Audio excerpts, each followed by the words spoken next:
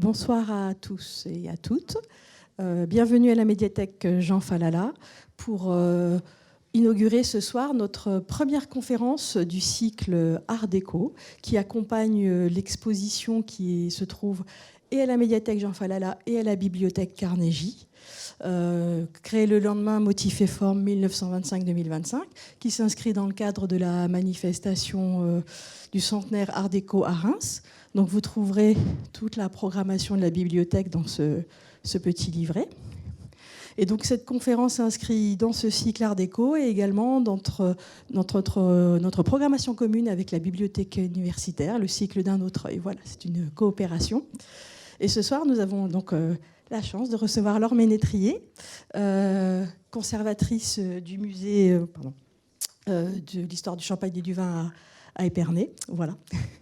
Et qui va nous présenter, nous faire une introduction, une première approche de l'art déco. Voilà. Merci à vous et je vous souhaite une bonne conférence.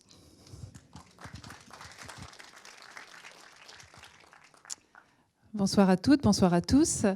Je voulais tout d'abord remercier la médiathèque de m'avoir proposé d'intervenir ce soir. Donc je voulais remercier la directrice, Éléonore Peretti, qui doit être quelque part dans la salle, je crois. Voilà, juste, voilà, vous êtes, voilà.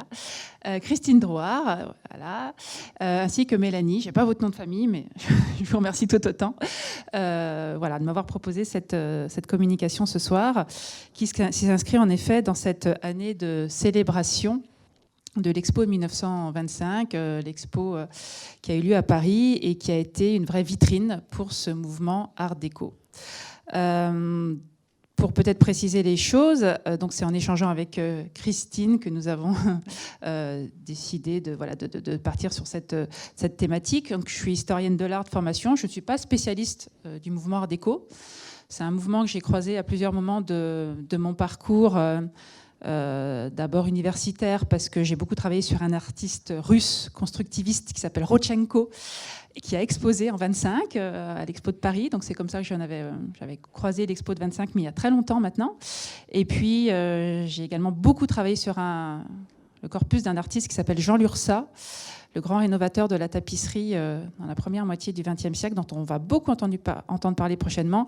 Et Jean Lursa, il a été vraiment un compagnon de route de beaucoup d'artistes, décorateurs, architectes du mouvement Art Déco. Et puis plus récemment, et ça je ne vais pas oublier de le faire, je vais faire la promo de mon expo qui ouvre bientôt à Épernay. Nous présentons beaucoup d'œuvres, notamment de publicité, de maisons de champagne, dans le style Art Déco. Donc c'est aussi pour ça que ces derniers mois, je me suis replongée dedans. Mais je ne suis pas spécialiste de ce mouvement. Donc, ce qu'on appelle l'art déco, c'est ce courant esthétique emblématique de la modernité, de l'entre-deux-guerres, qui naît progressivement dans les années 1910 et qui prend son plein épanouissement au cours des années 1920, avant de décliner lentement à partir des années 1930. J'ai employé ces termes de courant esthétique, de mouvement artistique. Néanmoins, on va très vite se rendre compte que c'est un ensemble d'artistes qui finalement parfois ont très peu à partager. Il y a très très peu d'homogénéité au sein de ce mouvement artistique, en tout cas pas l'homogénéité qu'on pourrait attendre lorsqu'on parle d'un courant artistique. Il y a néanmoins des traits communs que je vais vous présenter par la suite, mais vous allez voir que ce qu'on appelle l'art déco, déjà rien que le nom est très particulier pour définir un courant artistique, et que ça réunit des artistes qui parfois se sont exprimés de manière plastique de façon très différente. Donc c'est un mouvement qui est très très connu du grand public, car associé aux années folles, aux tenues féminines, avec le boa, avec les colliers de perles, aux danses du Charleston. On a tout de suite des images qui viennent en tête. C'est connu, ça fait vraiment partie de notre univers visuel. C'est très présent dans la publicité. Ça a eu une grande postérité dans les arts graphiques, dans la publicité, la mode. C'est aussi incarné par des édifices qui sont devenus iconiques de l'architecture du XXe siècle. Donc c'est vraiment autour de nous, l'art déco. Donc c'est pour ça que ça nous est très familier. Même si on va voir, c'est pas si facile que ça à définir. Il faut toutefois savoir que pendant très longtemps, ça n'a pas été reconnu en tant que tel, comme un courant artistique par l'histoire de l'art, donc par les musées, par les universitaires, car c'est un mouvement qui est très disparate et qui n'a pas été théorisé.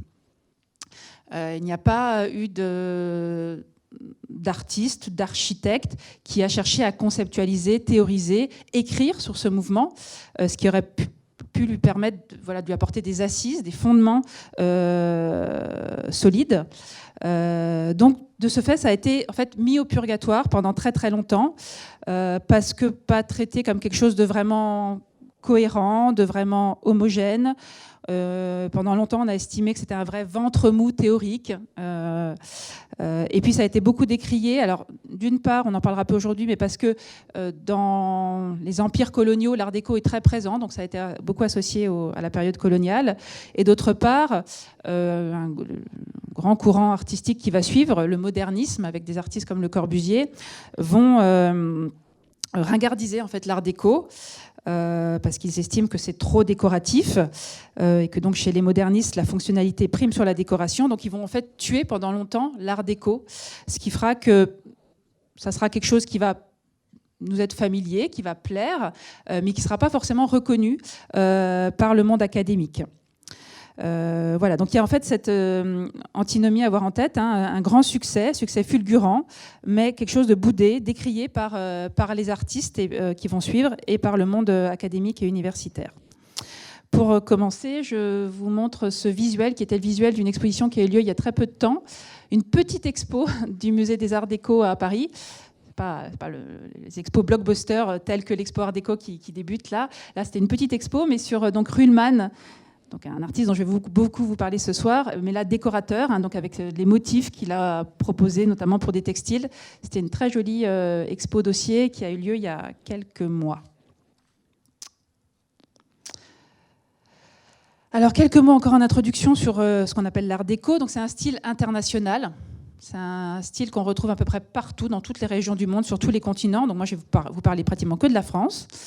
Mais c'est un style de portée internationale aux États-Unis, en Afrique du Nord, en Australie, au Japon, en Nouvelle-Zélande, en Inde, Philippines, Hong Kong. On trouve notamment beaucoup d'architecture art déco.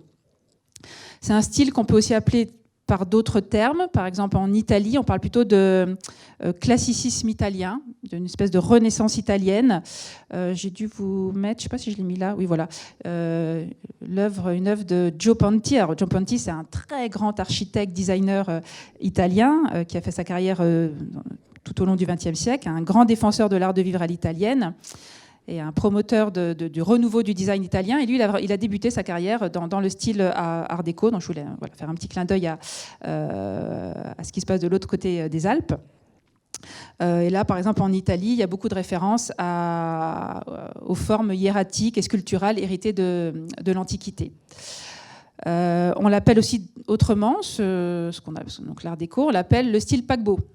Parce que justement, toute cette décoration que je vais définir par la suite, on la retrouve dans ces grands paquebots transatlantiques, que ce soit le Normandie, le Queen Mary, etc. Donc là, par exemple, je vous montre le Normandie avec une perspective intérieure du grand salon. Et donc, par exemple, le Normandie a été décoré par beaucoup d'artistes dont je vais vous parler ce soir, des fauteuils transat par Eileen Gray, des grands panneaux de lac aux reflets dorés par Jean Dunand, dont je vais vous parler également. C'est la raison pour laquelle on appelle ça également le style paquebot.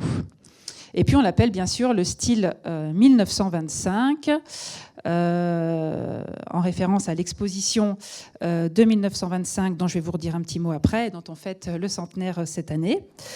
Et puis au final, en France, le terme qu'on a retenu, c'est art déco. Alors ça, c'est quelque chose qui s'est fixé dans les années 60, suite à une exposition qui a eu lieu au Musée des Arts Déco en 1966.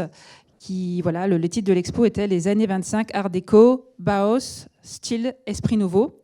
Donc c'est intéressant parce que là, on voit que art déco est associé à des grands courants modernes européens, le Bauhaus en Allemagne, et de style, le grand courant moderne néerlandais.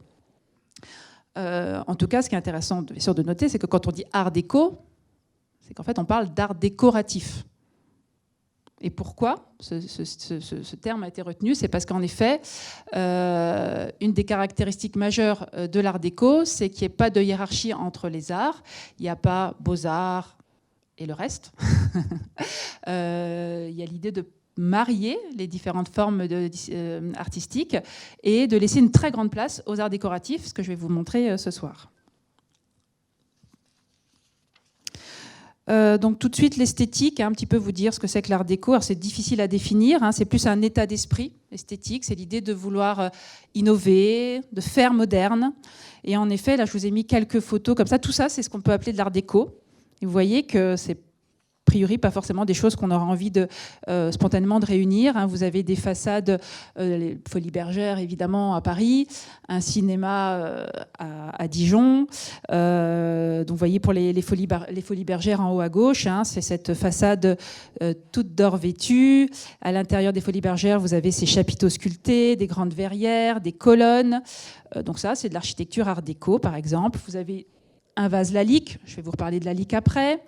La mode, donc je vous reparlerai aussi un petit peu de la mode. Donc c'est ce moment où la femme se libère, plus de corsets, des tissus beaucoup plus fluides. Donc ça, c'est aussi des tenues, enfin je vous en montrerai d'autres qui sont plus art déco par la suite. Le Chrysler Building, dont je dirai un tout petit mot aussi à la fin. Et puis, alors ça, j'en reparlerai pas, mais l'artiste peintre Tamara de Lempicka, qui est donc souvent associée à ce mouvement art déco. Et donc, vous voyez que là, en termes d'esthétique, on est entre du néo-cubisme et quelque chose qui peut faire référence à la Renaissance italienne également, avec ces compositions resserrées, des cadrages qui font assez cinématographiques, des couleurs vives, des modelés très accentués, et souvent des personnages féminins avec ces vêtements très art déco. Voilà, donc tout ça peut être intégré à ce qu'on appelle les mouvements art déco. Voilà, vous dire ici, pour finir cette introduction, que souvent les frontières sont floues entre cet art déco, qui se développe quand même loin des écoles, loin des dogmes, et l'art moderne dans les années 20, celui qui est entre guillemets reconnu par les institutions. Donc c'est parfois difficile d'isoler qu'est-ce qui est art déco, qu'est-ce qui ne l'est pas. En tout cas, c'est vrai que l'art déco va beaucoup se frotter à et être influencé par des grands courants artistiques des années 20, comme le Bauhaus en Allemagne, pour ne citer que celui-là. Il y a aussi beaucoup de liens entre les grands artistes des années 20 et 30, comme Picasso, Braque, Dufy, Léger, et l'art déco. Ce sont des grands artistes qui vont accompagner la reconnaissance et la vitalité des arts décoratifs. Voilà, je parlais de Jean Lursa tout à l'heure. Jean Lursa, il va vraiment faire ce lien entre les artistes, les grands artistes peintres, et les arts décoratifs et la décoration intérieure. Voilà, donc vous voyez des contours flous et qui, je pense, à la fin de cette communication, resteront flous, parce que je pense que c'est fondamentalement quelque chose qui définit ce qu'on appelle l'art déco. Les maîtres mots, quand même, à retenir tout de suite pour ce qu'on appelle l'art déco. La modernité, vraiment l'idée d'être moderne. Le culte des matériaux nobles et rares. Vous allez voir notamment très souvent dans le mobilier les bennes de Macassar, donc un bois qui provient d'Indonésie, qui est énormément utilisé, du galucha, ce cuir de poisson, la recherche, l'association de matériaux, donc du métal, du bois, de l'écaille.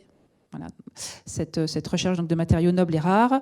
La féminité, beaucoup mise en avant dans l'art déco. Et puis, ce côté à la fois très, je dirais, élégant, très décoratif, et dans le même temps stylisé. Globalement, c'est des choses qu'on va retrouver chez beaucoup d'artistes art déco.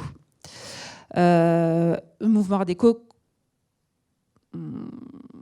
comprend à peu près toutes les formes d'expression artistique. On va beaucoup parler des arts décoratifs, donc la céramique, les textiles. On va parler de mobilier, on va parler d'architecture. Je ne parlerai pas trop de peinture et sculpture, mais on pourrait également associer des artistes qui sont des compagnons de route de ce mouvement. C'est les arts graphiques, c'est la publicité, etc. Et donc cette année est une année de célébration, donc des expos partout, à Reims évidemment, et on parlera bien sûr de Reims, qui est, on peut le dire, la capitale française de l'art déco. Des expos qui ont eu lieu à Saint-Quentin, il y a Limoges bientôt, j'ai vu aussi une autre il n'y a pas longtemps, où est-ce que j'ai vu ? À Valence, là bientôt aussi, et à Paris bien sûr, une très grande expo art déco qui débute actuellement. Voilà, et donc comme je vous le disais, dans l'actualité également, cette exposition à Épernay, qui n'est pas à proprement parler sur l'art déco, mais qui est sur l'image du champagne, et notamment comment le champagne a associé son image à l'innovation, à la modernité, en trouvant son inspiration dans différents courants artistiques, et donc beaucoup dans l'art nouveau, puis dans l'art déco. C'est pour ça que je vous ai mis ces deux affiches qui seront présentées dans cette exposition qui débute dans quelques jours. Voilà, il y a des flyers, si vous voulez, vous servir à la fin. Donc aujourd'hui, on ne va pas parler de tout, comme vous l'imaginez, parce que sinon on est là encore jusqu'à minuit. Moi, ce que je voudrais surtout, c'est tenter de faire en sorte que vous puissiez comprendre l'esprit art déco. Donc apprendre des choses, mais finalement pour apprendre, vous pourrez approfondir par la suite. Ce que je veux surtout, c'est que vous puissiez situer, contextualiser ce qu'on appelle l'art déco par rapport à d'autres courants artistiques. Donc sa genèse, les raisons de son succès, les raisons de sa difficile fortune critique académique, ça j'en ai déjà parlé dans mon introduction, et le souhait également que vous puissiez percevoir cette diversité, cette hétérogénéité. Donc, je vais parler essentiellement, quasi exclusivement même, de l'art déco français, un petit peu européen, mais donc essentiellement français, en mettant donc l'accent sur les arts décoratifs, le mobilier et la décoration intérieure.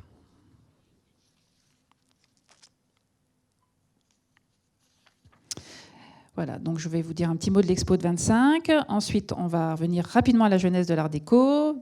Ensuite, les arts décoratifs. Ensuite, cette idée importante dans le mouvement art déco, c'est que c'est un art qui est pensé comme un art total, où dès le départ, il y a l'idée d'une programmation et d'une résonance entre l'architecture, la décoration intérieure, le mobilier et les objets d'art. Ensuite, on parlera d'architecture. Et on finira avec quelques images pour parler également du graphisme et de la mode.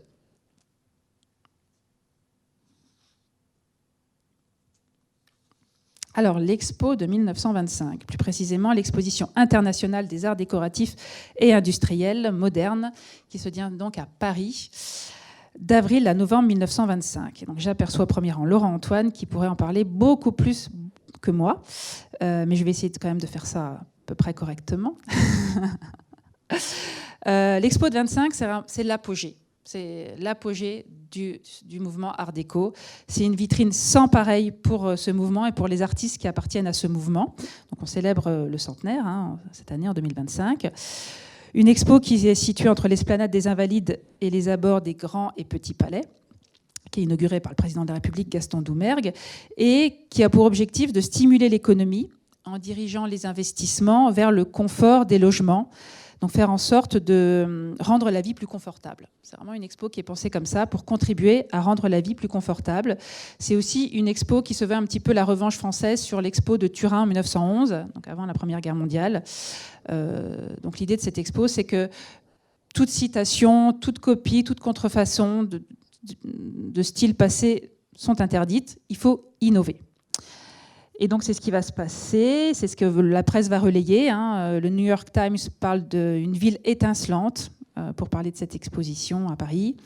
Globalement, on parle de féerie lumineuse dans la presse de l'époque, avec des noms d'artistes qui brillent plus que d'autres. Par exemple, Ruhlmann, je vais vous en reparler après, qui propose tout un programme décoratif au sein de l'hôtel du collectionneur et qui va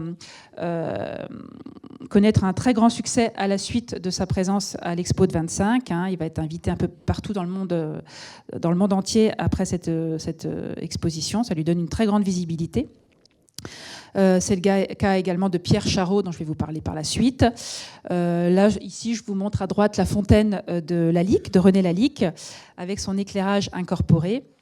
Une fontaine ornée de plus de 100 cariatides, et donc qui scintillait aux yeux de tous.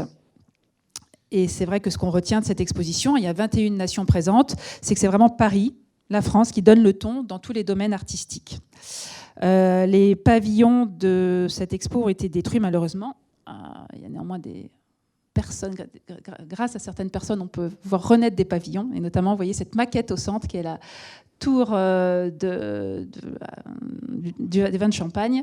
C'est une maquette donc, qui a été créée par Laurent Antoine et qu'on verra dans l'exposition à Épernay dans quelques semaines. Et à gauche, voilà un petit carton, c'était aussi pour les vins de Champagne, c'était le carton d'inauguration pour aller voir cette tour qui sera également présentée dans l'expo à Épernay. C'était des petits clins d'œil que je voulais faire. Et surtout, je voulais vous montrer le pavillon du tourisme par Robert Mallet-Stevens. C'était donc un des pavillons phares de cette exposition, avec sa tour de 36 mètres de haut. Et donc un pavillon qui utilise le béton armé. Donc béton armé très important pour cette époque-là dans les constructions architecturales, mais revêtu d'un enduit clair. Donc vous voyez ce beffroi presque cubiste avec des bas-reliefs sur le thème des transports. Donc ça c'est très caractéristique à la fois de l'architecture de cette époque-là. On verra d'autres exemples dus à cet architecte par la suite. Voilà, un des pavillons qui a eu un grand succès lors de l'Expo de 25. Et puis à gauche, c'est juste un petit clin d'œil. On n'aura pas le temps de parler du constructivisme russe, mais vous dire que des artistes russes exposent également à cette Expo de 25. Et donc notamment là, vous avez le club ouvrier avec toute l'utopie, les utopies sociales de ces artistes russes par Alexandre Rodchenko.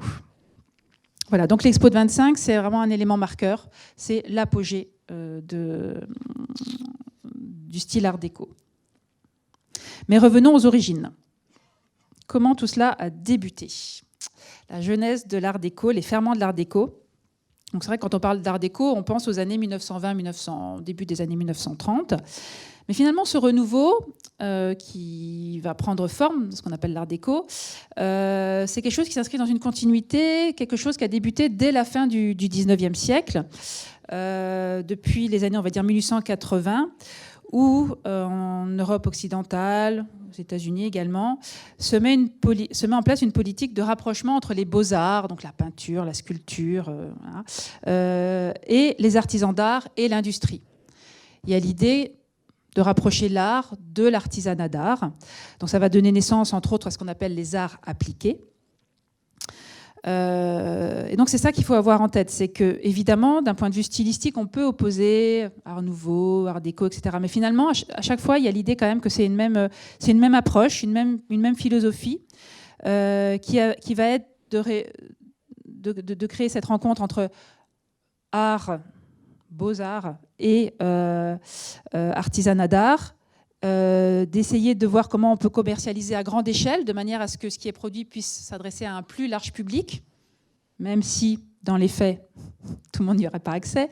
Mais il y a quand même l'idée de pouvoir s'adresser à un public plus large, une clientèle plus large, avec donc des process de création industrielle qui permettent de créer en plus grande quantité.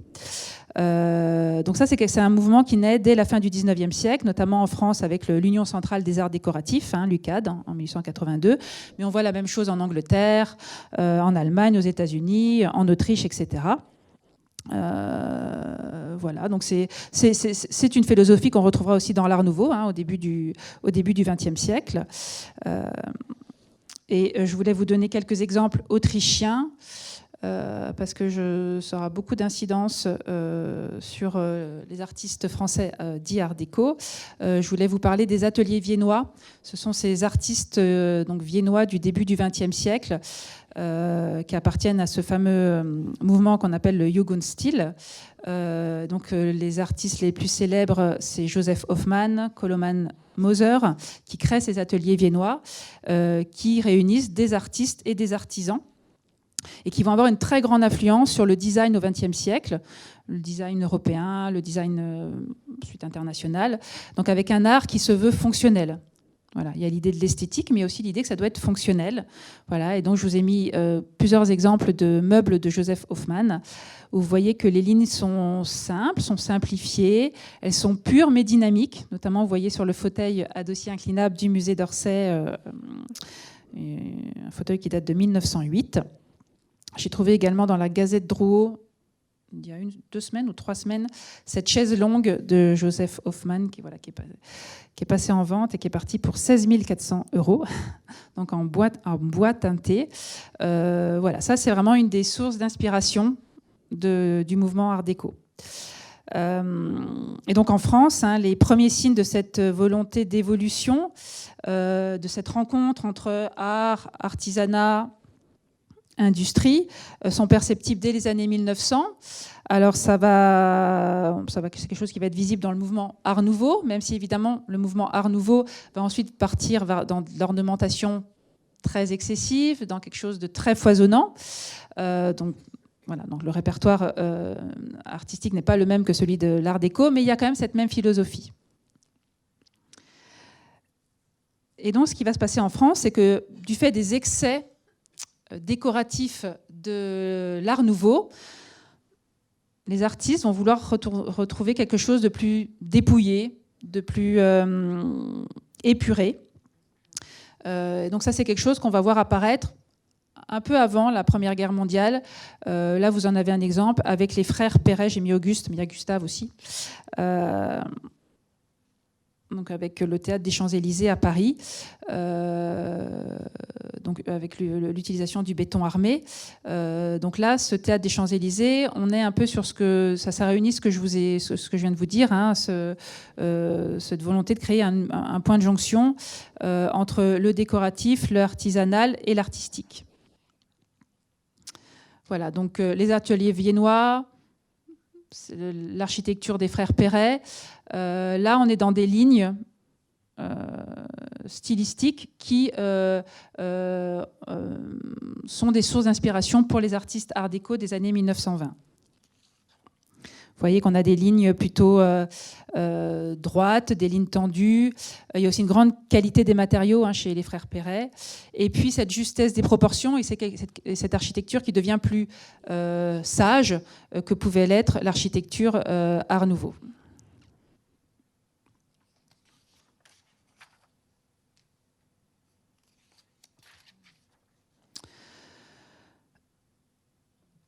Donc nous avons tous cela en tête, cette volonté de réunir les arts, cette volonté d'aller vers quelque chose de plus épuré après la période Art Nouveau en France. Et puis il faut aussi avoir en tête les grands mouvements artistiques de cette époque-là. Je vous dis tout ça pour que vous ayez un peu, vous additionniez tout ça dans vos esprits. C'est quoi le début du XXe siècle en Europe? C'est le cubisme, c'est le futurisme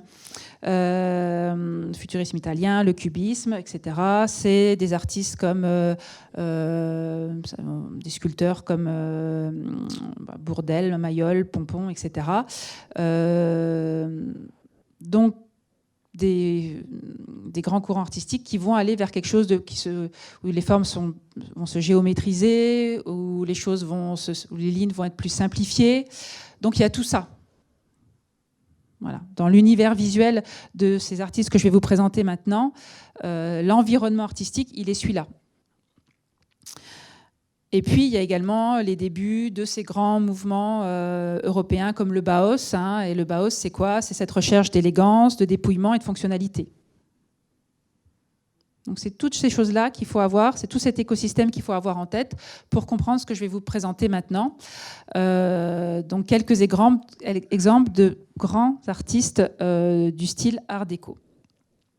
Et donc, je voudrais commencer par mettre à l'honneur les arts décoratifs. Donc, je vais vous parler de verre, je vais vous parler de céramique. Essentiellement, je vais vous parler de lac. Voilà, c'est le travail du lac qui est très important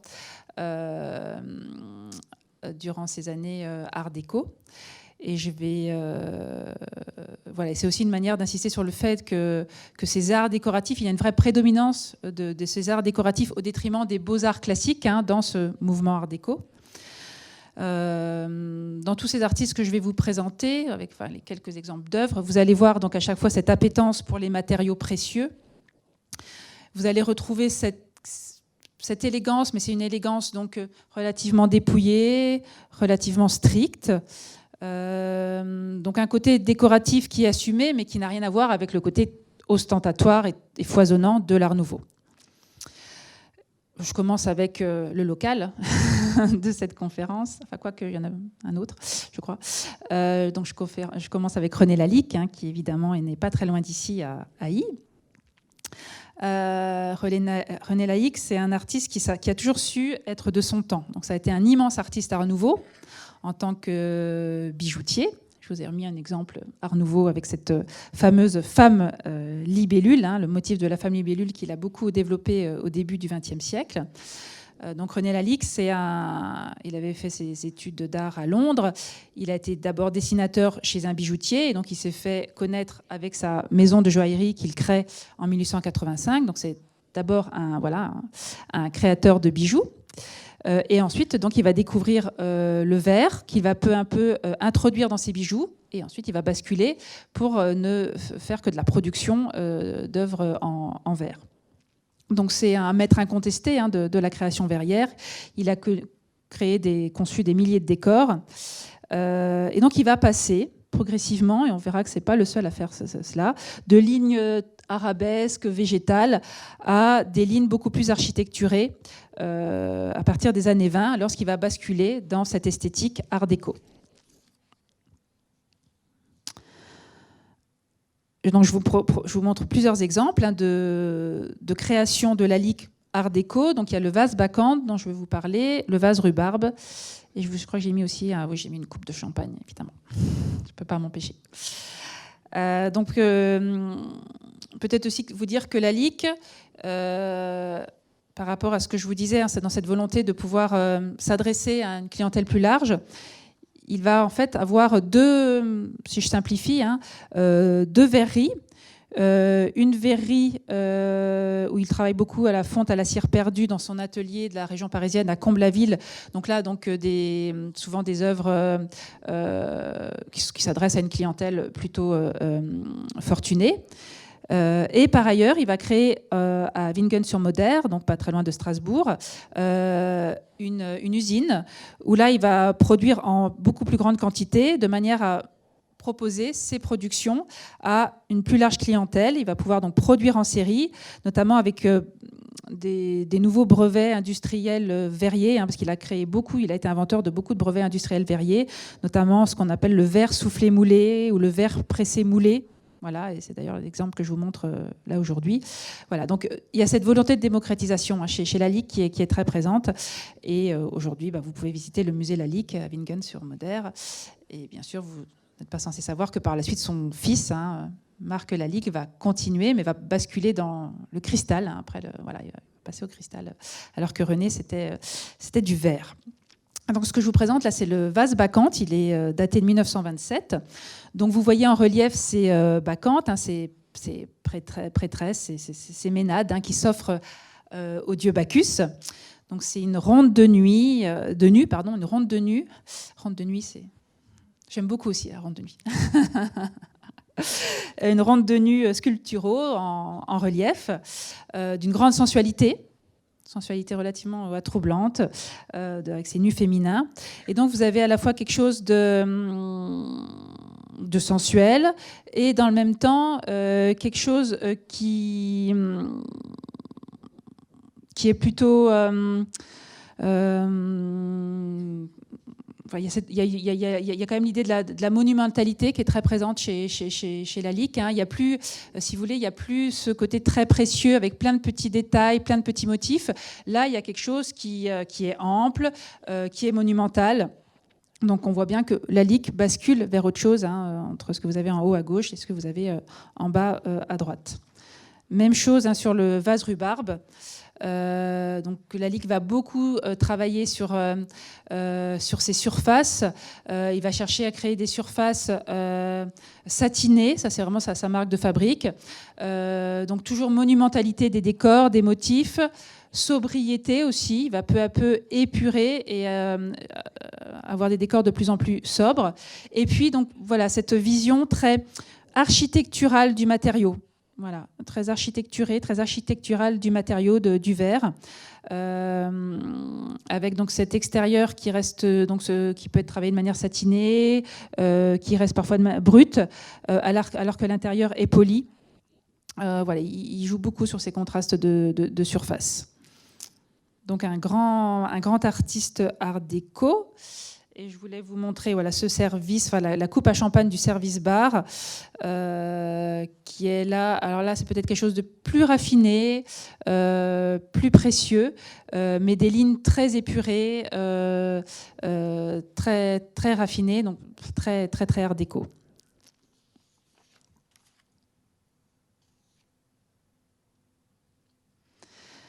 Les grandes manufactures verrières vont basculer aussi dans l'art déco. Alors, rapidement, donc je crois que je vous ai mis, juste pour citer Baillel, parce que je voulais quand même parler de la région. Donc je voulais quand même vous citer un exemple de Baillel, donc de la cristallerie royale de Champagne dans l'Aube, avec ces quelques modèles de vases, où on voit bien à nouveau qu'on a quelque chose de... Des motifs géométriques, ces jeux sur les surfaces, quelque chose de très architecturé dans la manière de décorer ces vases, donc totalement art déco chez Baillel. Et donc on retrouve la même chose également chez Baccarat, avec un artiste qui va vraiment faire la révolution chez Baccarat, c'est Georges Chevalier, qui avait été formé à l'école des arts déco de Paris, et qui commence à collaborer avec Baccarat en 1916. Il n'était pas verrier, mais il va en fait beaucoup influencer les maîtres verriers de Baccarat, de manière à basculer vers des productions qui sont plus, qui vont se géométriser, où l'accent va être mis sur la pureté des formes, sur la transparence du verre, avec des jeux, voilà, quelques jeux de matière. Donc là, je vous ai mis quelques exemples, notamment la coupe Trocadéro en bas à droite, qui est assez emblématique du style art déco chez Baccarat.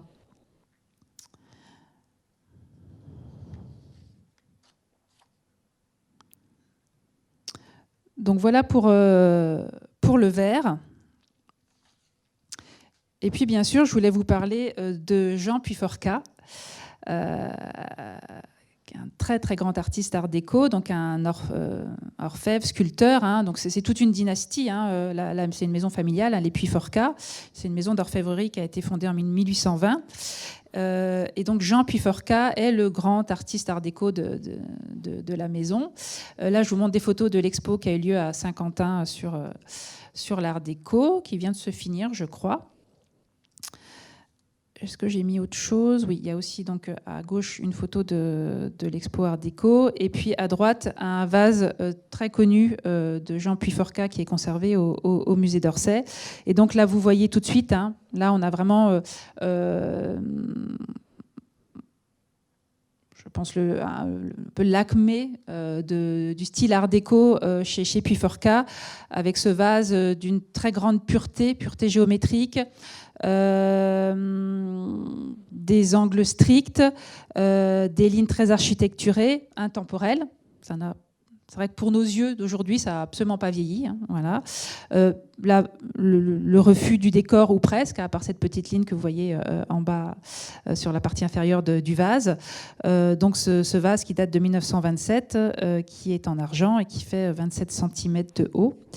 Et donc c'est ce que va apporter Puyforca dans cette maison d'orfèvrerie, c'est qu'il va produire beaucoup de services de table avec ces lignes très épurées, l'absence d'ornementation, et puis le mariage de l'argent massif à d'autres matériaux précieux.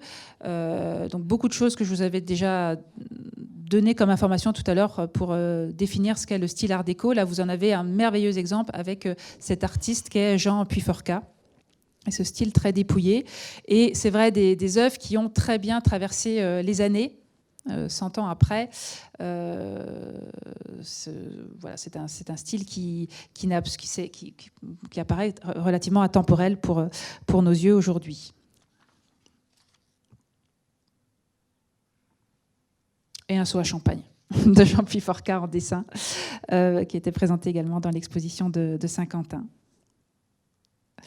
Rapidement, je voulais vous montrer cet artiste qui est peut-être moins connu, mais que je trouve vraiment très intéressant. C'est donc un orfèvre et bijoutier, Jean Després, alors qui, lui, est allé très très loin dans la simplification des formes. Il a proposé beaucoup de créations très vigoureuses, très très architecturées, et qui peuvent même, au premier œil, sembler dures. Vous voyez cette bague, par exemple. Alors, on n'est pas dans l'élégance ou le raffinement de certaines pièces art déco, mais vous avez ce travail du métal qui est très poussé chez Jean Després. Donc ça, c'est assez caractéristique de l'art déco. C'est un artiste qui va parfois introduire de la laque, de l'ivoire, des pierres dures dans ces pièces d'orfèvrerie qui sont donc souvent le matériau principal, c'est l'étain martelé. Et donc un artiste qui a réinventé les codes de la bijouterie dans ce style art déco tel que vous l'avez ici. Donc, je ne vous parle pas de tous les artistes art déco, mais je voulais également peut-être citer, vous verrez peut-être ces noms, Raymond Templier, les Fouquet également, toute la dynastie des Fouquet, qui sont également des bijoutiers. Je vous montre que Jean Després ce soir, mais ayez en tête qu'il y a également la dynastie des Fouquet, qui a créé beaucoup de bijoux art déco. Donc voilà, cette recherche de mariage entre matériaux tels que vous avez ici, étain, onyx, ivoire, cette volonté d'avoir des lignes plus épurées, mais quelque chose de relativement dur dans le style. Là, on va passer à autre chose, et pourtant c'est très art déco. Là, c'est le travail du lac, donc il donne de la laque. Gaston Suisse, qui était donc c'est un artiste majeur de l'art déco, c'est un décorateur laqueur. Donc il a réalisé beaucoup de très grands panneaux en laque, des paravents également, comme vous avez ici. Donc voilà, un des grands artistes connus pour ce travail du lac posé sur des meubles, sur du mobilier.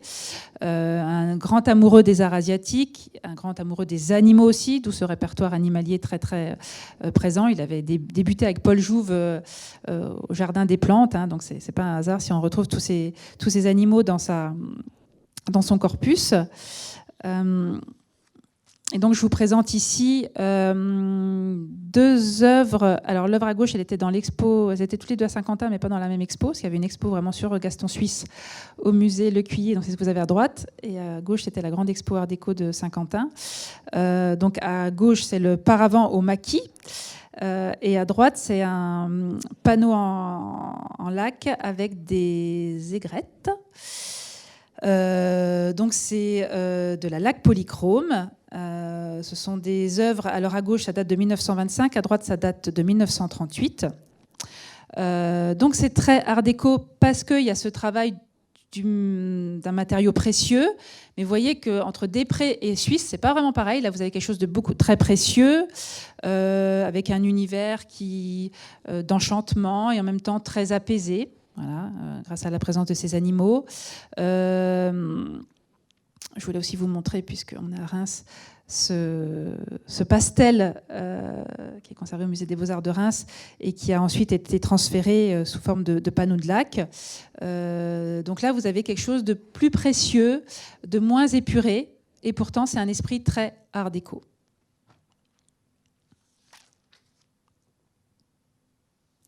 Des céramistes.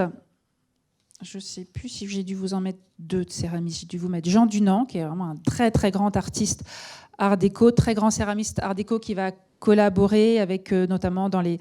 Je pense que je vais le citer par la suite au sein de programmes complets architecturaux et décoratifs. Et j'ai mis René Buteau aussi. Donc Jean Dunant, je voulais en parler parce que c'est un artiste pluridisciplinaire, décorateur, ébéniste, mosaïste. Donc, là, je vous parle de céramique. Il a également beaucoup travaillé la dinanderie. Donc, vous voyez, la dinanderie, c'est quelque chose qui était très peu présent dans les arts depuis très très longtemps. Donc là, il travaille le lac, il travaille les plaques de cuivre ou de laiton qui sont martelées. Il va marier ces différents matériaux, ces différentes techniques. Donc voilà, il y a ces recherches, ces expérimentations. Ça, c'est très très art déco. Et Jean Dunant était très présent à l'Expo de 1925 à Paris. Il a également beaucoup travaillé pour la mode. Il a beaucoup dessiné des motifs qui vont être utilisés par la suite par de grands couturiers comme Jeanne Lanvin, Madeleine Vionnet. Il a créé des bijoux aussi. Et donc là, je vous présente ce très beau vase. Donc vous voyez que vous avez des formes, ces différents cercles qui se superposent. Donc quelque chose de très élégant, quelque chose de plutôt qui va vers la simplification des formes. Ce vase, je n'ai pas noté ça de quand il date. On doit être dans les années 20. Et puis, je voulais vous parler de René Buteau. Là, pour vous parler d'un autre phénomène, je vous ai parlé de cette volonté de démocratiser les arts, dont je voulais vous parler, là plus précisément, de la collaboration entre des artistes et des grands magasins. C'est quelque chose qui se fait évidemment toujours. Donc là, les grands magasins comme le Printemps, les Galeries Lafayette, le Bon Marché, les magasins du Louvre vont collaborer avec des artistes de manière à pouvoir diffuser ce nouveau courant artistique, le mouvement Art déco, auprès d'une clientèle plus large. Et donc c'est le cas de René Buteau qui va travailler au sein de l'atelier Primavera, qui est l'atelier de création du magasin Le Printemps. Et donc cet atelier Primavera engage des céramistes de talent qui sont reconnus, qui exposent dans des salons, dans des expos, etc., de manière à ensuite pouvoir produire en série et proposer à la clientèle, à sa clientèle, ces vases. Donc là, je voulais vous montrer notamment le vase aux danseurs qui est en bas à droite de René Buteau. Donc là, vous ne les voyez pas tous, mais c'est 4 danseurs, un peu une référence à l'art grec, à l'art antique évidemment, qui sont moulés selon la technique de l'estampage. Alors c'est pareil, l'estampage, retravailler l'estampage, c'était des choses qu'on travaillait plus depuis très longtemps. Donc là, des formes très circulaires, très rondes, qui dominent sur ce vase. Et qui est plutôt assez significatif de l'art de René Buteau, et qui est donc en effet un de ces grands artistes qui collabore avec les grands magasins pour faire connaître cette nouvelle esthétique.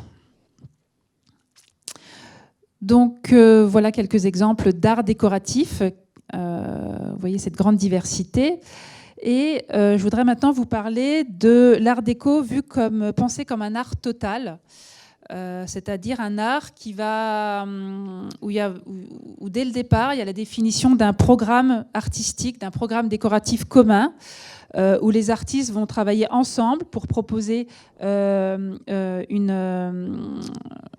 œuvre réunissant de l'architecture, de la décoration intérieure, du mobilier, des objets d'art.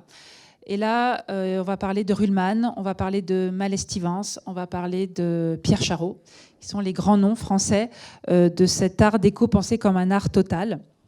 Je ne vous parlerai pas de... il y a d'autres artistes qu'on pourrait citer, mais je vais vous parler évidemment de Ruhlmann, qui est le grand ébéniste, le grand décorateur français art déco, pour illustrer cette idée de l'art total. Donc Jacques-Émile Ruhlmann, je ne pense pas qu'il soit si connu que ça du grand public. C'est pourtant un très très grand ébéniste. On l'appelait même à son époque le Riesner de l'art déco. Donc ça veut tout dire, la référence à Riesner, le grand architecte du siècle de l'époque de Louis XVI. C'est donc un décorateur français à qui on doit énormément de créations de très très grande qualité, d'une très grande finesse. Il est connu pour son mobilier qui est caractérisé par des formes pures, sveltes, qui sont finement rythmées. Vous en avez 2 exemples sous les yeux.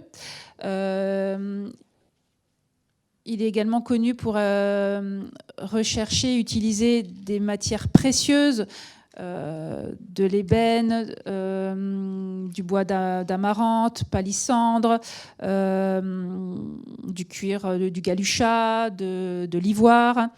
Donc vous en avez un exemple avec cette desserte qu'on appelle le meuble au char, parce que vous avez ce char antique qui est représenté en décor sur l'avant de ce meuble. Donc cette desserte qui date de 1922, qui est conservée au musée des années 30, qui est un très beau musée, avec beaucoup d'œuvres art déco, qui mérite qui mériterait d'être un peu plus connu, ce musée, mais il est à Boulogne, il n'est pas à Paris, donc dès qu'on n'est pas à Paris, ça devient compliqué. Pourtant, il y a le métro pour y aller. Donc cette desserte, c'est vraiment une desserte très art déco. Donc elle a été créée pour sa propre salle à manger. Et donc en effet, elle est en ébène de Macassar, en amarante. Il y a ce motif central de char qui est en ivoire, donc qui représente ce char et qui a donné son nom à ce meuble. Et donc là, vous retrouvez en effet ces formes très pures, sveltes, et puis également ces pieds fuseaux qui sont assez caractéristiques du mobilier de Ruhlmann, pieds cannelés. Ça fait aussi une référence au mobilier français directoire, hein, par exemple.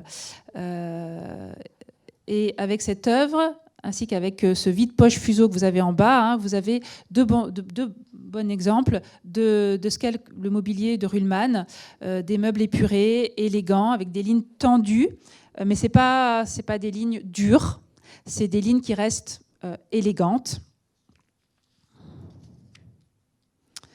Je vais vous montrer tout de suite, voilà, aussi deux fauteuils de Ruhlmann que je voulais vous montrer aussi, voilà, avec les fameux tissus voilà, qu'il a dessinés. C'était l'exposition qu'on pouvait voir au Musée des Arts Déco il y a quelques mois. Mais surtout, pourquoi je voulais vous parler de Ruhlmann? Parce que je voulais vous parler de comment il a pensé des programmes de décoration. Et donc le meilleur exemple, c'est cet hôtel du collectionneur qui faisait donc partie du programme de l'exposition de 1925 à Paris. Donc c'est lui qui va penser globalement le programme de cet hôtel du collectionneur qui va avoir beaucoup de succès, qui va réunir énormément de public lors de l'expo de 1925. C'est donc lui qui va penser tout cela et il va associer énormément d'artistes à la conception, réalisation de cet hôtel du collectionneur. Il y a environ 40 artistes qui sont associés à cet hôtel, à ce pavillon du collectionneur. Donc c'est un hôtel qui est vraiment le triomphe c'est un peu l'intérieur idéal d'un riche amateur d'art dans les années 1920.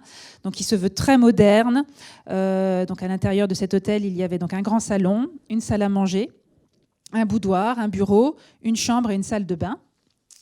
Dans le grand salon ovale, il y avait une œuvre d'Antoine Bourdelle. Donc c'est là qu'on voit comment on va chercher des grands artistes reconnus comme Antoine Bourdelle avec l'Héraclès d'Antoine Bourdelle, qui était posé sur un meuble de Ruhlmann, meuble qui lui-même était laqué par Jean Dunand, dont je vous ai parlé tout à l'heure. Voilà.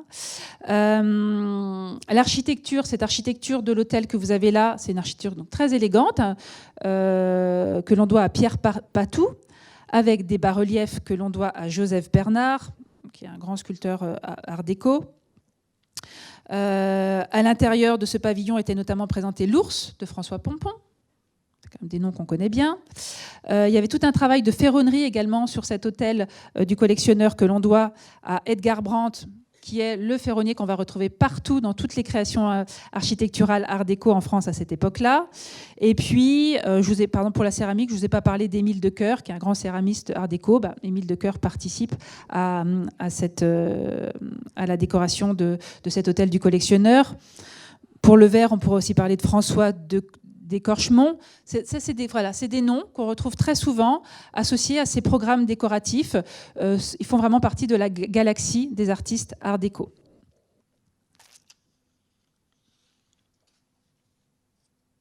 Et donc là, vous voyez sur les lignes architecturales de ce pavillon, hein, on retrouvera ça avec d'autres exemples après, notamment à Reims. Hein.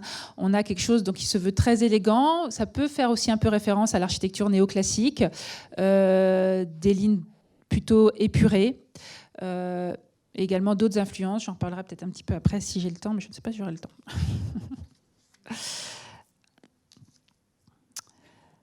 Voilà. Et ce qui est très connu également de Ruhlmann, c'est ce bureau qui a été créé pour le ministre Paul Reynaud dans le salon Afrique au Palais de la Porte Dorée. donc palais de la Porte Dorée qui se visite toujours, où il y a l'aquarium et où il y a le musée de l'immigration aujourd'hui. Et ce salon est toujours présenté à l'entrée, ça vaut vraiment le détour. Donc vous avez tout un programme décoratif art déco. Pour ce palais qui a été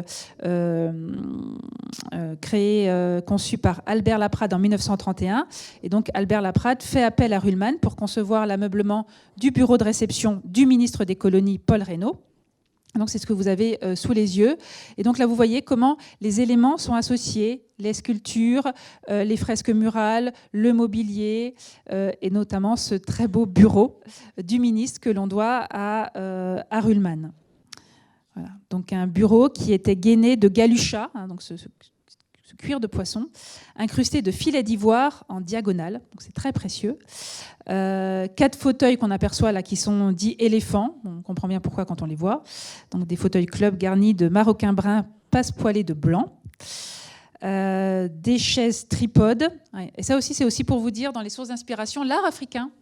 Mais l'art africain est une source d'inspiration beaucoup à l'époque. On pense à Picasso, enfin à beaucoup d'autres. Donc là, l'art africain est également une source d'inspiration. Et bien sûr, on est dans c'est évidemment le bureau du ministre des colonies. Donc tout cela a du sens. Et donc peu à peu, peut-être finir avec ça pour vous parler de Ruhlmann. Peu à peu, les formes géométriques et dépouillées vont s'accentuer chez Ruhlmann. Et donc on va basculer vers quelque chose de ce qu'on appelle moderniste. Assez proche des créations de l'Union des artistes modernes, l'UAM. Donc l'UAM, c'est Prouvé, c'est Le Corbusier, c'est Charlotte Perriand, Malès-Stevens, etc. Donc peu à peu, on va avoir des formes de plus en plus géométriques chez Ruhlmann.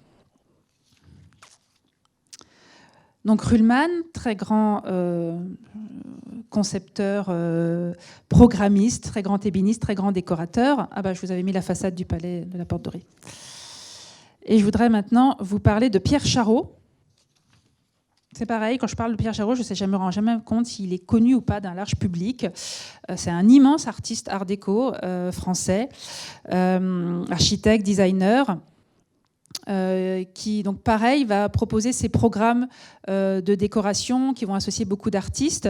Et c'est un des premiers architectes d'intérieur moderne qui va beaucoup utiliser l'acier et le verre. Il va d'ailleurs faire...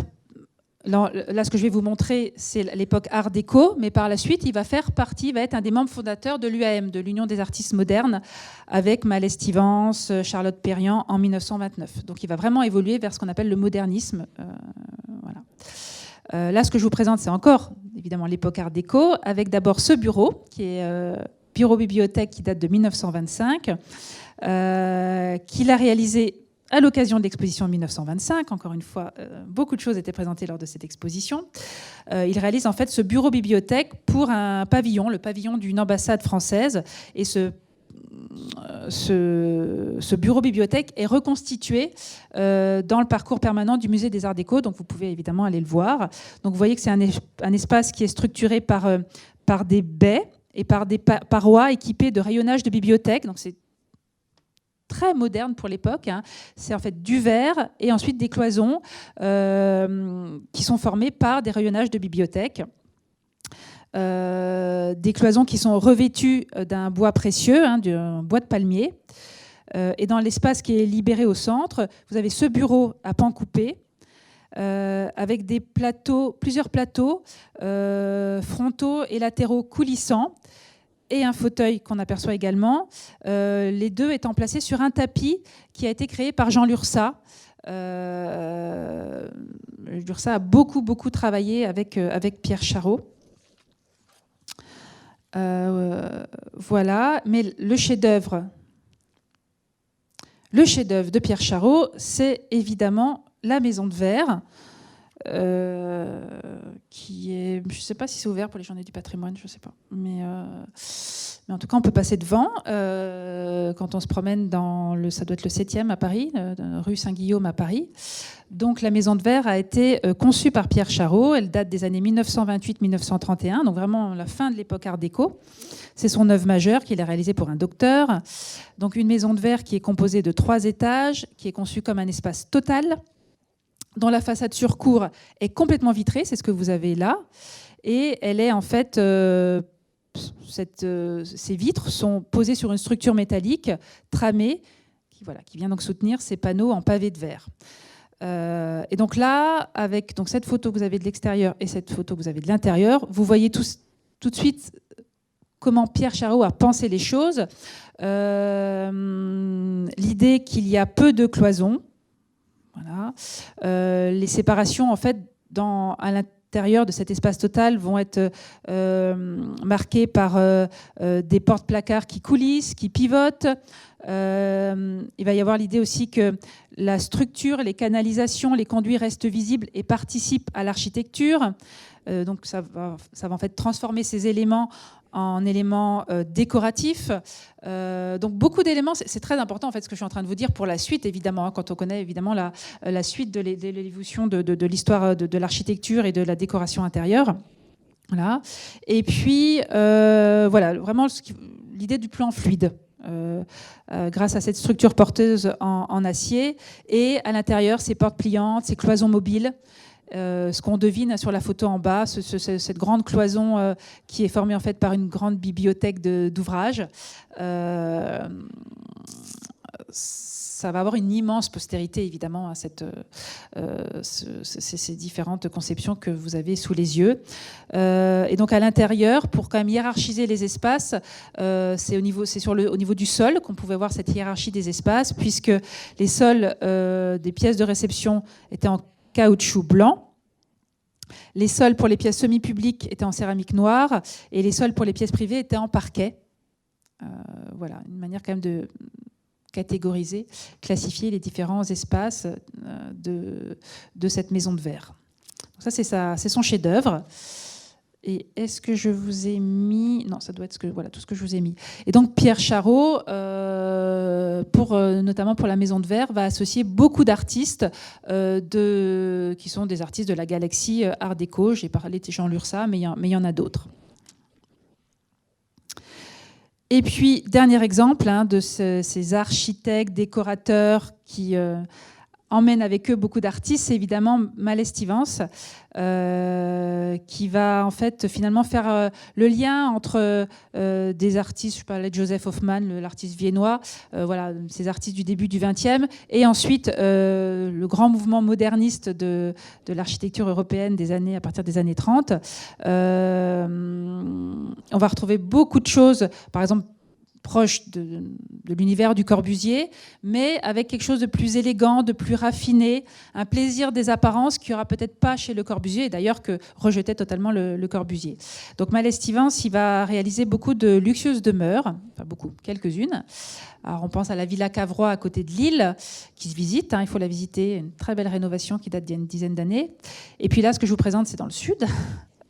La Villa Noailles, qui est un exemple très fameux, à Hyères, qui, vous voyez, se plante comme un paquebot immobile, donc conçu par Robert Mallet-Stevens pour un couple de collectionneurs et mécènes avant-gardistes, les Noailles, Charles et Marie-Laure.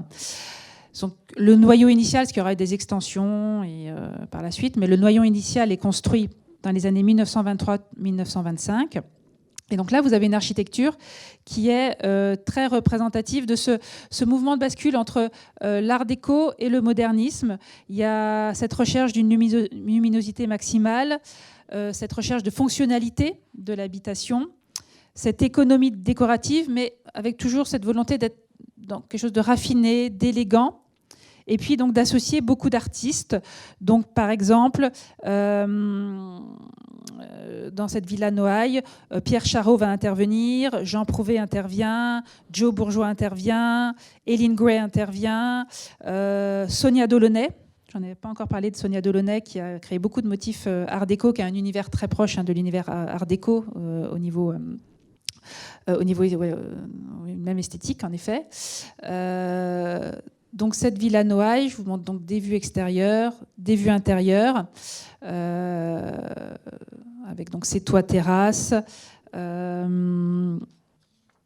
ces cubes finalement qui s'imbriquent et qui crée un jeu entre des pleins et des vides, cette articulation de volume qu'on retrouve également dans la Villa Cavrois, mais avec la présence de la brique, dans le nord de la France.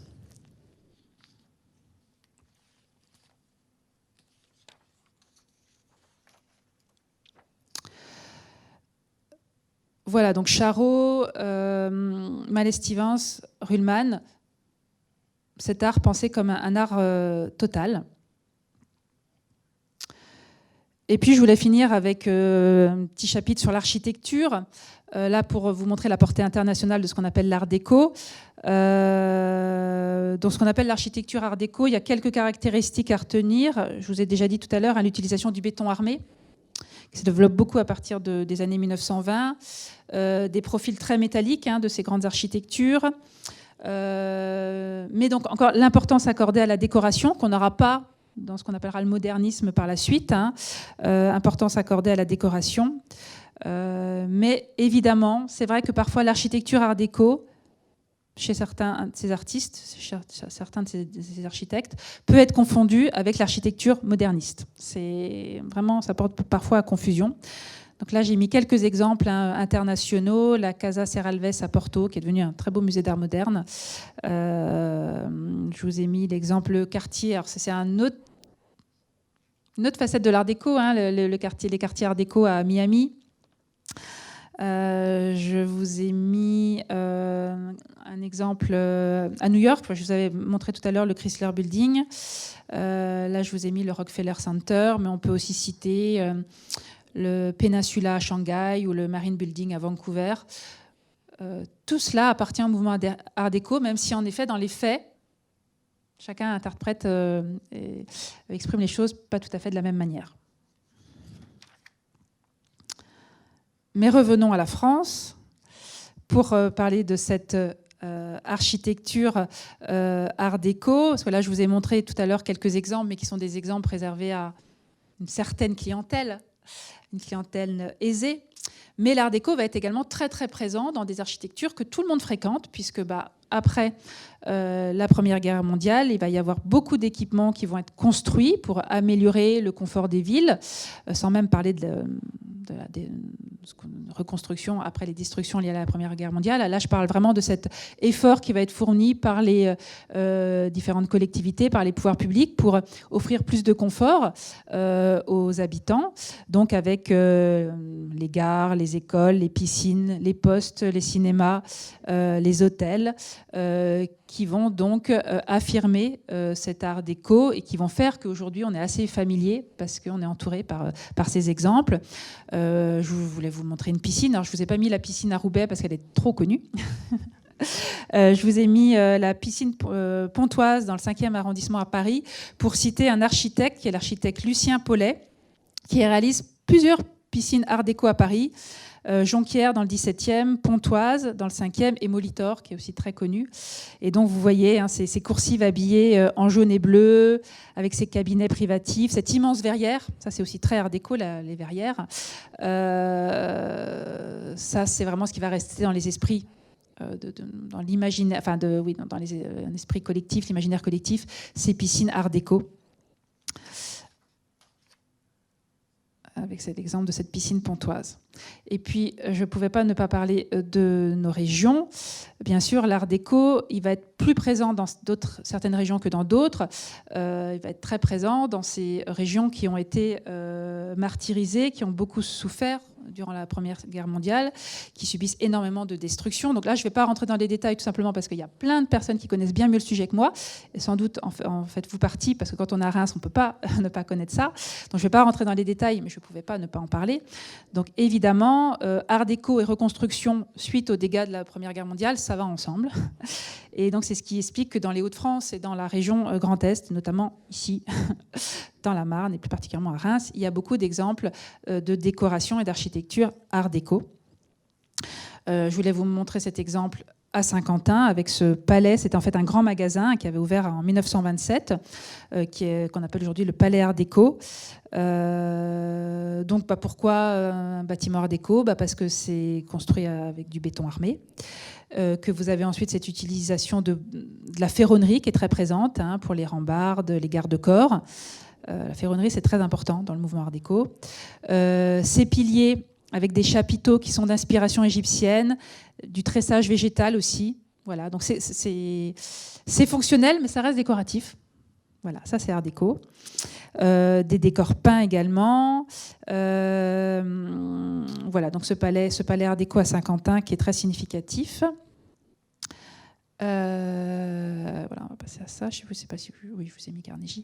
Et puis bien sûr Reims. Donc je rentre pas dans les détails parce que c'est très facile de trouver de la documentation et de l'information, d'autant plus qu'il y a plein d'événements actuellement qui permettent de retracer cette historique de l'Art Déco à Reims. Mais bien sûr Reims est surnommée la capitale française de l'Art Déco. Elle offre un patrimoine unique, Art Déco. Même si pareil, si vous regardez précisément.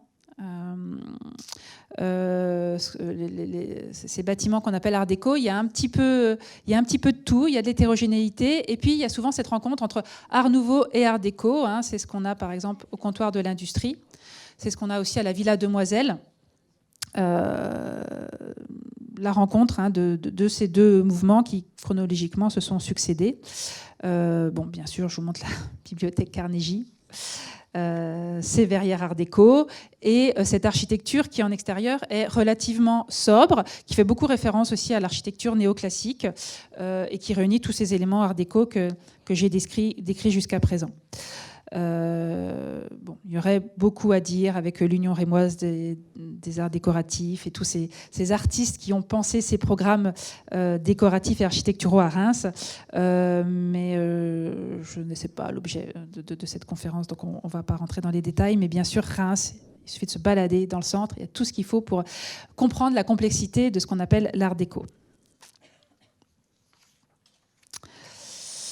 Comme je vois que le temps passe, je finis avec juste quelques exemples de mode. Et je ne sais pas si je vous ai mis... Oui, je vous ai mis Georges Barbier. Okay.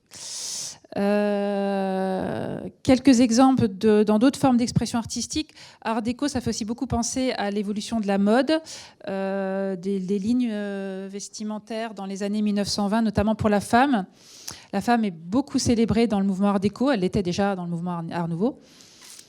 Donc une mode qui va mettre en valeur la mode Art déco, met en valeur la femme et surtout elle la libère du corset, des lacets, de tout ce qui contraint le corps. Et donc elle va proposer des vêtements avec des lignes souples. Alors, il y a un vrai idéal de la minceur à l'époque et de liberté du mouvement. Il faudra aussi parler de la place des pratiques sportives à l'époque et de comment le sport a une place importante en lien avec tout ce que je suis en train de vous dire. Et donc vous avez à gauche une très belle tenue de Lucien Lelong, typiquement des années 20, je ne sais pas si j'ai mis l'année, dans les années 1920. Donc vraiment d'esprit art déco, mais on pourrait citer Paul Poiret, Coco Chanel, Madeleine Vionnet, Jean Patou, etc., qui sont ces grands couturiers art déco. Donc voilà, ces lignes souples qui peuvent trouver leur place dans ce cadre de vie confortable, fonctionnel, élégant et mondain, incarné par ce qu'on appelle le style art déco. Et puis je finis, je n'avais pas le temps d'en parler, mais l'art déco va être très présent aussi, enfin l'esprit art déco va être très présent dans le monde des arts graphiques, du design, de la publicité, mais va prendre des formes très différentes. Voilà, vous pouvez avoir ce genre de choses. Ça, c'est Georges Barbier qui va proposer énormément d'illustrations. Vous avez cette ligne, ce dessin très délicat, ces silhouettes très élancées. Donc ça, c'est très art déco. Mais dans le même temps, il faut bien se dire qu'on peut avoir des choses beaucoup plus épurées qui seront aussi d'esprit art déco. Voilà, mais je voulais vous montrer Georges Barbier parce que c'est vraiment on le voit partout sans forcément le connaître, mais il a illustré énormément d'ouvrages. Il a fait beaucoup de publicité dans les années 20 dans ce style art déco. Je voulais juste... Voilà, c'était juste pour vous montrer une petite publicité Moët et Chandon dans l'esprit art déco. Ça, c'est juste pour finir. Voilà, donc, vous voyez, c'est pas évident de parler de l'art déco, parce que c'est plein de contradictions, ce qu'on appelle l'art déco, et même le terme art déco ne veut pas forcément dire grand-chose. Vous voyez que c'est un mouvement qui est né dans le sillage de réflexions européennes beaucoup plus larges sur la place de l'ornementation, sur le lien entre art, artisanat, production en série. Donc, l'esthétique art déco, c'est une esthétique qui se veut élégante, mais qui en même temps est très structurée, très architecturée. C'est élégant, c'est raffiné, mais donc c'est en contradiction, puisque vous pouvez avoir à la fois des choses très épurées et en même temps très précieuses, des choses très géométriques et dans le même temps très sensuelles. Ce qu'on peut retenir en conclusion, c'est que globalement, comme ça valorise beaucoup des savoir-faire d'exception. Les artistes que je vous ai montrés, les grands artistes, s'adressent avant tout à une certaine clientèle qui a le pouvoir d'achat pour acheter des œuvres qui sont faites dans des matériaux rares, qui vont demander beaucoup d'heures de travail, que ce soit le métal, le lac, tout ça, ça demande beaucoup de temps de travail, beaucoup de maîtrise, beaucoup de temps de travail. Donc, c'est pas donné. Voilà. Donc, c'est savoir-faire d'exception. Et puis, bien sûr, voilà, ce qu'il faut retenir, mais qui n'est pas propre à l'art déco, c'est globalement toute cette période-là de la création artistique. C'est cette volonté de fusionner un artisanat d'excellence, des innovations techniques, le béton armé, par exemple, mais il y en a plein d'autres, et cette ligne contemporaine, ce design contemporain. Et donc, je finis en insistant sur le fait que beaucoup d'artistes vont par la suite beaucoup plus épurer leurs œuvres ou géométriser leur création, ce qui va donc donner naissance à l'Union des artistes modernes en 1929, qui là, par contre, l'Union des artistes modernes, donc avec Le Corbusier, Mallet-Stevens, Jourdain, Pierre Jeanneret, Charlotte Perriand, Jean Prouvé, Hélène Gray, là, cette Union des artistes modernes va théoriser, conceptualiser son travail, va publier, et donc va de ce fait, aux yeux surtout du monde académique, encore plus incarner cette modernité française. Voilà. Et donc c'est pour ça que le mouvement art déco a du mal à trouver sa place, parce qu'il est un peu en lien avec beaucoup d'autres mouvements, et qu'en fait il va un peu se faire voler la place par ce qu'on appelle les modernistes des années 30, qui là vont finalement reprendre certaines idées de l'art déco, mais vont vraiment les théoriser, pas d'hiérarchie des arts, de la fonctionnalité, de l'interpénétration des espaces, et qui vont affirmer, et là ça va s'opposer à l'art déco, le refus de la décoration, le refus du superflu. Donc là, c'est en opposition à l'art déco. Voilà. Et donc je finis avec ce bâtiment de l'avenue de Champagne, qui est le bâtiment, le siège social de Moët-et-Chandon, qu'on n'aime pas en général, parce que forcément, il y a plein d'architectures sur cette avenue qui vont plus séduire peut-être l'œil des promeneurs de l'avenue de Champagne. Donc souvent, voilà, je trouve que les gens sont un peu ingrats avec ce bâtiment. C'est sûr, il est massif, il est imposant, mais quand on le regarde dans le détail, il est très intéressant. Il est entre art déco et modernisme, avec cette association de pierre et de briques. C'est aussi un hommage aux matériaux de la région, aux ressources de la région. Et ces petits motifs décoratifs au niveau de la corniche. Vous avez aussi l'utilisation de la grande place qui est accordée aux baies, aux fenêtres, le toit plat, le toit terrasse. Donc quelque chose qui est très intéressant, vraiment une architecture très intéressante. Voilà, un peu de transition entre l'art déco et le modernisme. Et donc je voulais finir avec ça, d'abord parce que pour mettre à l'honneur ce bâtiment dont on ne parle pas assez, je trouve, quand on se balade sur l'avenue de Champagne, et pour finir avec un clin d'œil champenois. Voilà, donc j'ai peut-être dépassé un petit peu mon temps de parole, mais c'était aussi une manière d'exprimer le fait que l'art déco est en fait de plein est riche de contradictions, et que d'un artiste à l'autre, c'est pas toujours facile de voir ce qui les réunit, mais c'est sans doute aussi ce qui fait l'intérêt et le charme de ce courant artistique. Merci.